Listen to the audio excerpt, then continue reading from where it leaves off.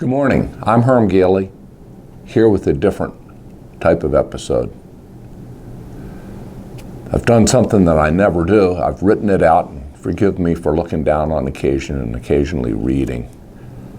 This one's not going to be easy, and I want to say it right. 3 days ago, I brushed the mud off a happy, healthy colt and turned him out for the night. The next morning, I found him dead in his paddock. Cause as yet unknown. There's nothing larger or more final than the death of a horse.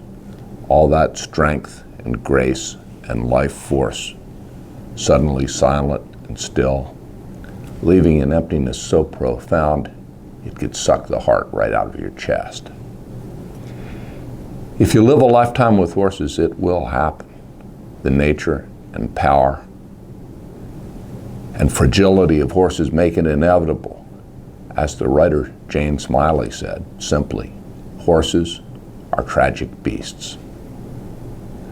Or as an old hard-boot horseman said to me, don't start fooling with horses if you ain't prepared to have your heart broke.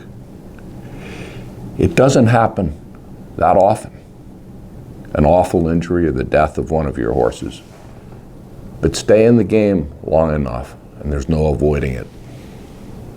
And you'll be able to name every one, count every loss, feel every regret for the rest of your life.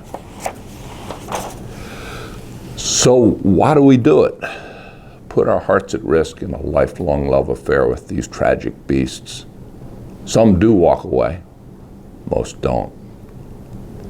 But the question remains, as posed long ago by a friend who had spent the weekend with us, getting to know horses, learning to ride, sensing the delight in a connection with these remarkable creatures, and then standing there beside me and helping me as I tried to stabilize a critically injured horse who had just been hurt in a terrible pasture accident.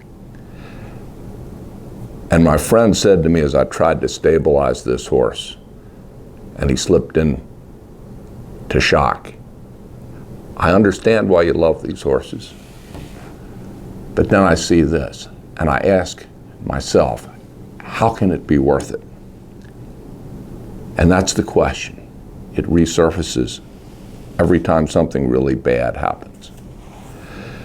And I think about the lovely, intricate conversations I'll never have with this nice young horse we just lost. Or remember the mare and baby who died within a week from foaling complications.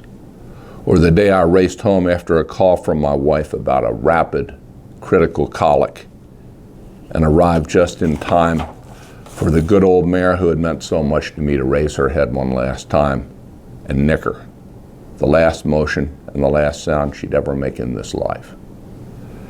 And the question comes again, how can it be worth it? If we live with horses long enough, these things will happen. And our hearts will break yet again, and we'll ask once more, how can it be worth it?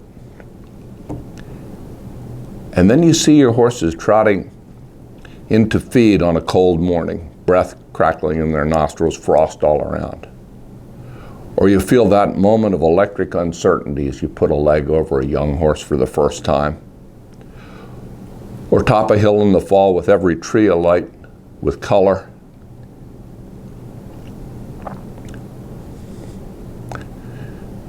And you're no longer just a man on a horse.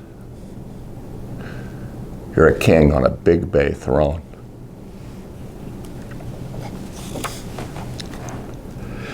Or even recall that grand old mare raising her head one last time and feel your heart stir with the memory of the bond, even as it breaks yet again. And ask the question, how can it be worth it? And answer it the only way a horseman can. How can it not be?